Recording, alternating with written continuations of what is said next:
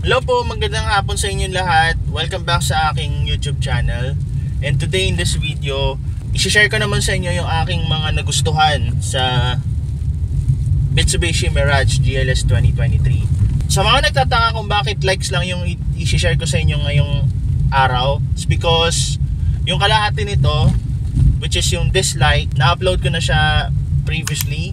So kung gusto nyo muna panoorin yon, lalagay ko sa description yung link ng video. But for now, in this video, magpo-focus naman tayo sa mga nagustuhan ko kay Mitsubishi Mirage. Bago ko pala umpisahan, disclaimer lang, hindi ako professional car reviewer or enthusiast. I'm just a simple driver na mahilig sa sasakyan.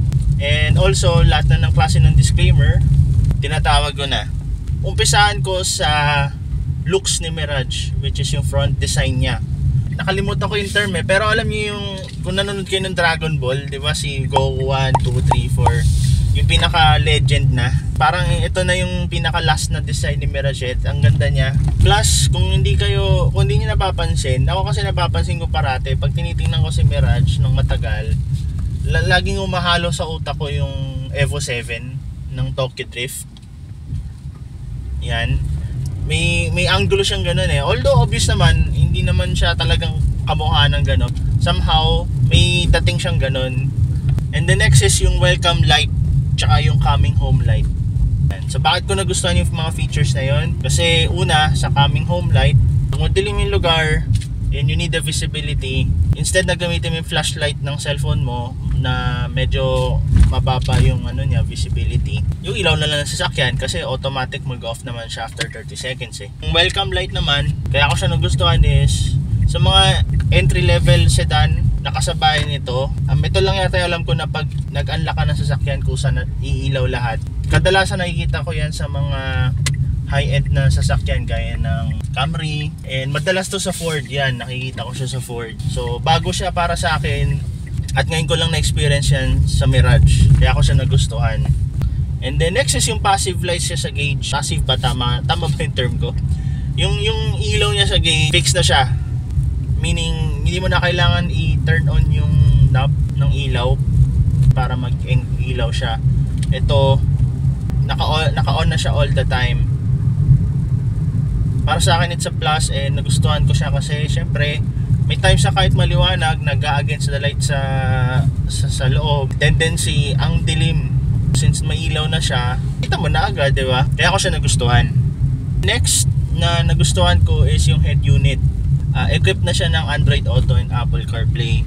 Pag may ganun kasing feature yung head unit mo, halos lahat okay na, hindi mo na kailangan mag-upgrade. Depende na lang sa'yo kung anong mas gusto mo. Yung sound nitong Mirage, para sa akin, okay na ako. Decente yung sound niya. Gusto mo magdrama, habang mag-isa, pwede.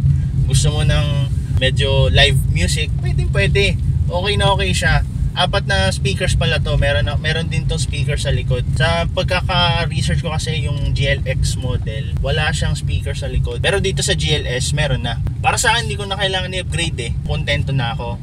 All I have to do is input ko lang yung cable ng cellphone, lalabas na yung mga apps na kailangan ko gaya ng Spotify and yung Google Maps for navigation. Plus meron siyang access dito sa steering wheel. I want to access the volume, ito lang, tapos change track, i-hold press ko lang yung mode, mamamatay na yung head unit.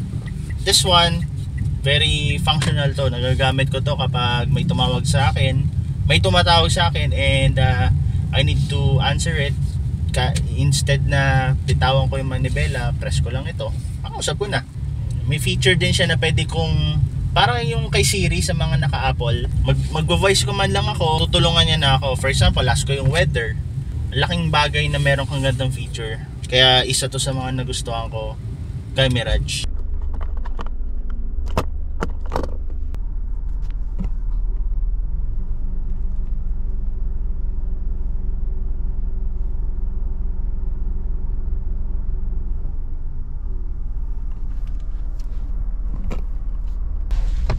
So ito yung maps.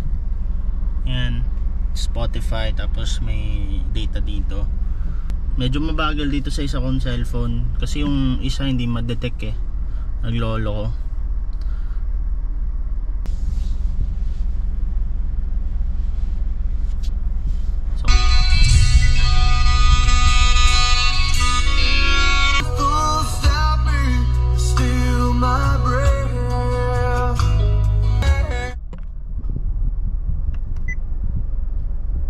bigyan ko kayo ng demo.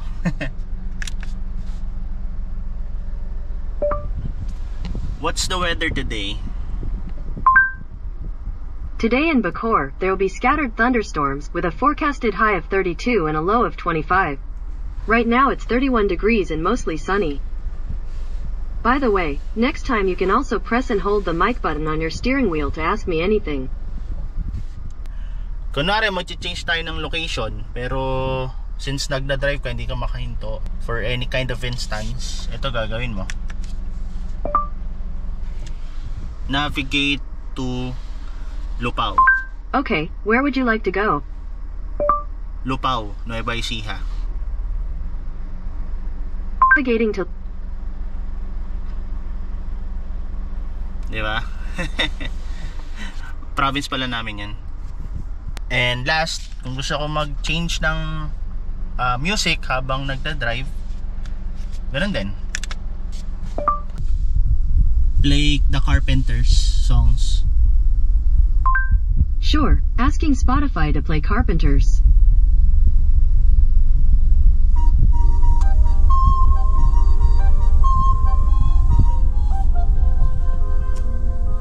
Minsan, ini-instruct ko, hindi lumalabas dyan. Siguro yung Spotify ko is hindi naka-premium. Baka isa yun sa rason. Pero most of the time, it works naman. So, hindi lang yan eh. Kasi minsan, pag may tatawag sa akin, press ko lang to. Transaction mo over the phone, pwede mong gawin. Actually, nakakapag-reply nga ako sa messages eh. Gamit ang voice command. So, kunwari may nag-message sa akin, lilitaw dito, tapos pwede kong i-play yung message, tapos i-aasa ko ng Google kung magre-reply ako, and then yun, most of the time nakukuha niya yung gusto kong sabihin kahit Tagalog. Dagdag ko na rin yung rear camera niya. Wide angle kasi siya eh, for the lack of better word. Hindi ko alam kasi kung ilang degrees yung camera niya. Wide angle siya. Kung ikaw mismo titingin ka sa likod, straight lang yung tingin mo. Yung sa peripheral mo, hindi mo masyadong makikita. Nagagamit ko siya pag foggy rin. Pag foggy kasi parang mas maliwanag siya dito kaysa sa mata ko eh. Malabo kasi mata ko. Okay, sa ganung way, mas matutulungan niya yung pag-atras ko ng maayos ng hindi delikado, di ba? Tsaka magbilis siya mag-engage. Once nalagay ko sa reverse, nag-engage agad siya kahit naka-off yung head unit. Next is yung aircon niya. Malamig siya kahit number 1 lang. Right now naka number 1 ako eh. Tapos yung temperature is 25 degrees. Pero depende kasi ito sa tao eh. May mga taong hindi kontento sa 25 degrees. Pero ako okay na ako. May mga nagsasabi na calsonic na yung parts ng aircon nitong Mirage. Hindi ko kasi alam yun guys eh. Hindi ko kabisado kung anong part talaga siya eh. And kung sure ba tayo dun eh. Pero para sa akin malamig na to. Yung number 2 nito umaabot na sa likod. Tapos minsan yung asawa ko nagko-complain pa. Cut lang natin sandali kasi may bagong Wigo dito kulay yellow. Ganda pala niya. Pero parang aggressive no? Parang brillo sa malayo. Yun no.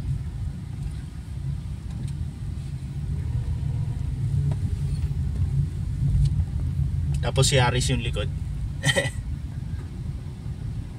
May factor din siguro kasi yung parking namin nasa lilim, kaya kahit anong init, once I start the car and nag-aircon ako, wala akong issue. Yan. Pero na-try ko na yung sasakyan galing sa init. Siyempre, pagpasok ko mainit talaga, and pag start ko mainit pa rin kahit naka-aircon. Pero mga 30 seconds nakamax yung fan, malamig na uli, okay naman. Hindi yung parang maiisip mo na ang hina ng aircon niya sa init. Next is yung cup holders na nasa likod sa center nakalagay. Good siya sa akin. Although yung mga pintuan sa likod walang cup holders, nilagay naman nila sa center, sa rear seats. Para sa akin okay siya kasi yung anak ko na naka-car seat, kung imagine nyo kung merong bottle holder sa pintuan, medyo malalim yun para abutin niya. Pero dahil do sa center armrest, sandali niya lang makukuha, hindi niya kailangang yumuko ng sobra. naalala ko yung Strada sa Gante kasi yung Strada, ganyan din yung feature niya. Kaya kahit pa paano, kahit naka-Mirage ako, feeling ko nandiyan pa rin yung alaala ng Strada.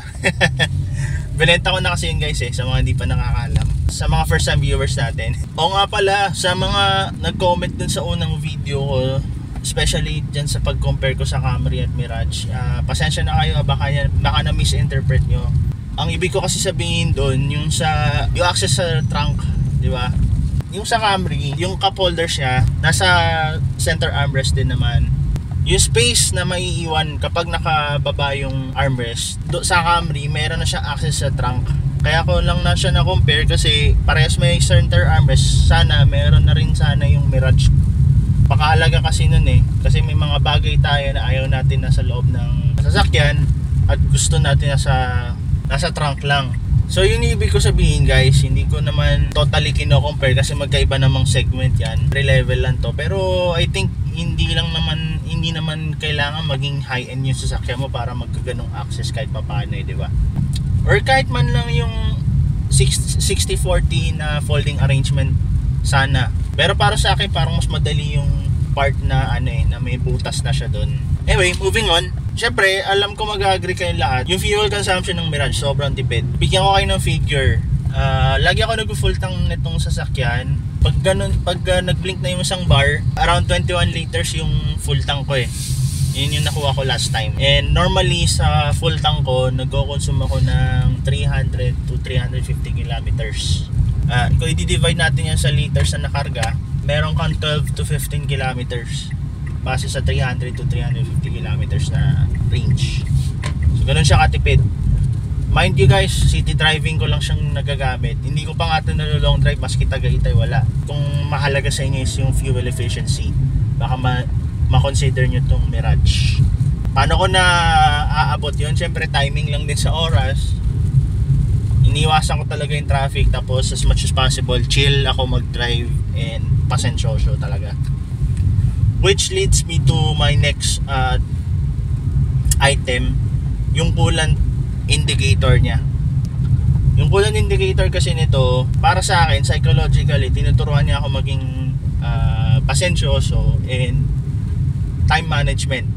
Ayan. Pag cold start siya, meron siyang indicator na iilaw na ang ibig sabihin is yung engine ng sasakyan mo is still cold. Napagkamalang kung may tagas yung coolant. Hindi ko pa kasi na intindihan yung owner's manual, pero when I asked the agent, ang sabi niya sa akin is ganun talaga siya kapag cold start. Ayun, tsaka sabi ng agent, kapag may ilaw siya ganun, as much as possible, huwag mo muna itakbo, painitin mo muna. Meaning, hintay mo mula yung ilaw. Normally, mga 1 minute siya Depende sa weather. Kung sobrang lamig, ang tagal din niya mawala So, ako naman kasi, pag nagda-drive ako, nag-reach na ng normal operating temperature yung sasakyan para sigurado ako okay na yung sasakyan. Mga nakapag-warm up na siya. Kaya ako nasabing psychologically, tinuruan ako nitong sasakyan maging pasensyoso tsaka sa time management kasi hindi ako pwedeng umalis para sa akin, hindi ako pwedeng umalis ng bahay nang hindi ko napapainit. Kasama yan sa calculation ko kapag aalis kami. Kailangan tapos na rin yung kotse. Next in line is yung trunk access niya and yung trunk space. Ang laki ng trunk space ito, hindi ko lang alam kung ilang liter of space, pero ilalagay ko na lang. Kaso dyan yung stroller na anak ko na na basic lang, yung parang umbrella type. Yung car seat nga ng anak ko na malaki, kasya din doon pero nakahiga. So ganun siya kalaki. Tapos yung access naman niya, pwede may access dito sa loob, pwede mismo doon sa pintuan ng trunk. And kung gusto mo keyless, mismo sa key fob, press mo lang ng 2 beses yung button na may logo ng trunk, bubukas na siya. Alright, next is yung ground clearance niya. I'm not sure sa ka-segment Mirage, pero itong Mirage kasi meron tong 160mm ng ground clearance. Base sa brochure, hindi ko lang doon sabihin is hindi siya basta-basta sa side kahit mataas yung humps. Unless loaded ka, syempre, kailangan mong mag-adjust. Pero most of the time, kahit loaded kami, may sakay sa likod, hindi na ako nag-7. And dun sa parking namin, hindi ko na kailangang masyadong umanggulo para maipasok to. kasi hindi naman siya sumasayad. Yung Camry kasi, ayun, kahit umanggulo ako, sumasayad siya. Nung napunta na sa amin to, laking ginhawa din. Next is yung feature ng auto up to sa driver windows. Very useful siya. It will make your driving experience easy. Kasi most of the time sa mga entry level na sasakyan, meron lang siyang feature na auto down, yung ganyan. Pero since meron siyang auto up feature, hindi ko na kailangan patagalin yung daliri ko dito at hintay matapos yung process nung salamin habang nagda-drive. Ayan. For example, nasa toll plaza ka, kukuha ka ng ticket. Syempre kailangan ang movement ba doon mabilisan eh. Hindi ka pwedeng mabagal-bagal. Syempre magke-create ka ng traffic eh. Instead na ibabad mo yung kamay mo dito, kung nag-maneuver ka, kalabit mo lang, okay na siya. And bigyan ko lang kayo ng isa pang use na paggagamitan ko nito. Pero I would not encourage you to do this every time. Kasi syempre, delikado yun. Ako kasi minsan, nagagamit ko yung feature nitong power window kapag ay nakabukas yung engine na nakalaki sa sasakyan. So, ang gagawin ko is bababa ko muna yung salamin, tapos lalabas na ako, sasara ko yung pinto, tapos i-unlock ko yung sasakyan sa loob, tsaka itataas ko yung salamin. Ayun. So, nakabukas sa sasakyan. Madalas ko siya nagagamit kapag may bibili lang sa store, tapos mabilisan lang kaysa patayin ko pa yung sasakyan. Ganun na lang ginagawa ko. Tapos i-access ko na lang yung bubuksan ko na lang yung pintuan dito sa side kasi ito yung may susian eh. Dito wala. Isa sa kagandahan ng nakakiles ka. Parang kayo pa tayo pabalik-balik dito. Hindi ko na alam saan lang pupunta eh.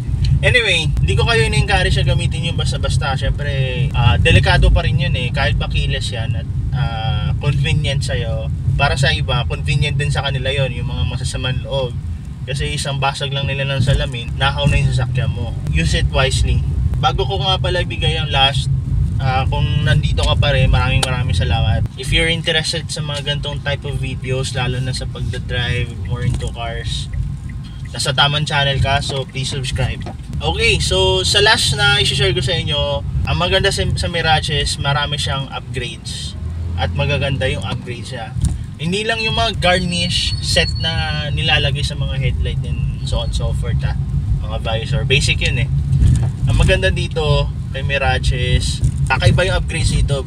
Actually pwede mo talaga siya lagyan ng center armrest. Hindi yung universal meron talaga siyang OEM na armrest. Kung tinitingnan niyo yung Black Series na Mirage sa Mitsubishi website, meron siyang armrest. Pwede nyo siyang bilhin sa kasa. Nagtanong ako one time sa kasa and it would cost me around 7,000.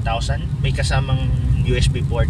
Isa yon. Tapos guys, kung aware kayo sa e-tax, ang ibig sabihin kasi ng e-tax is electronic time and alarm control system. So, unique feature yan ni Mirage or ni Mitsubishi na doon nako-control yung vehicle electronic components gaya ng headlights, mirrors, doors, windshield wipers, etc. So yun yung e-tax. Tapos meron tinatawag na e-tax decoder. Yun naman yung software na para ma-access mo yung e-tax basically. Saan lahat yan nakalagay? Ang alam ko sa ECU siya ng Mirage or sa ECU na yun sa sakyan nyo. Yung computer box yun sa madaling salita.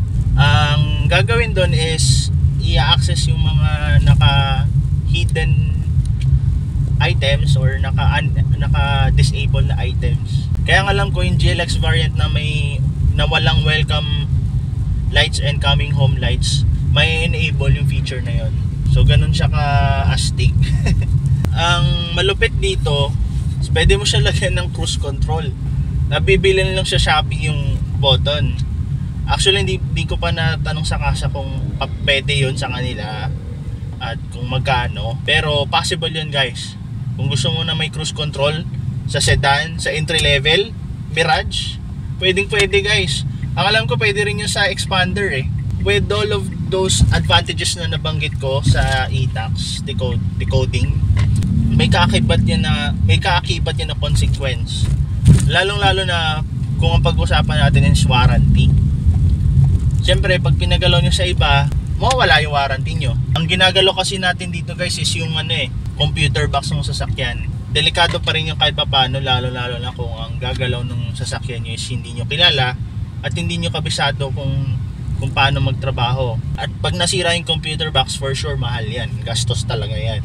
Kaya bago nyo gawin yun guys, mag-inquire muna kayo sa mga trusted shops nyo, and kung nag-aalala kayo sa warranty, much better kung mag-inquire na kayo directly sa kasa. So yan yung mga nagustuhan ko kay Mirage. Napakadami naman ako nagustuhan dito, although meron ako mga di nagustuhan. Safer to say opportunities kay Mirage. At the end of the day, gustong gusto ko pa rin siya. Na-enjoy ko siya, to be honest, dahil matipid siya, kahit saan pwede akong pumunta. Tapos mura yung maintenance niya. Although bago pa naman siya, hindi ko pa na-experience yung worst. At least so far with what I'm experiencing, masasabi ko worth the money siya. Kung gato lang ang budget mo pero gusto mo ma-experience kahit pa paano yung luxury na hindi mo ma-experience sa ibang sasakyan kasi medyo bitin or mahal, dito sa Mirage pwede. So meron ka ng keyless, may welcome homecoming and coming home light ka pa, pwede mo palagyan ng cruise control, pwede mo palagyan ng armrest. So kumbaga ang ganda para sa akin. Dito ko natatapusin yung video. Sana nag-enjoy kayo sa episode na to, and sana nakonbinsi kayong bumili ng Mirage. At kung meron kayong gustong idagdag sa mga hindi ko nabanggit, feel free to leave a comment sa comment section. Kita-kita pala tayo sa susunod na vlog guys. This is POVPH signing off. Drive safe, ride safe, enjoy, and God bless. Bye!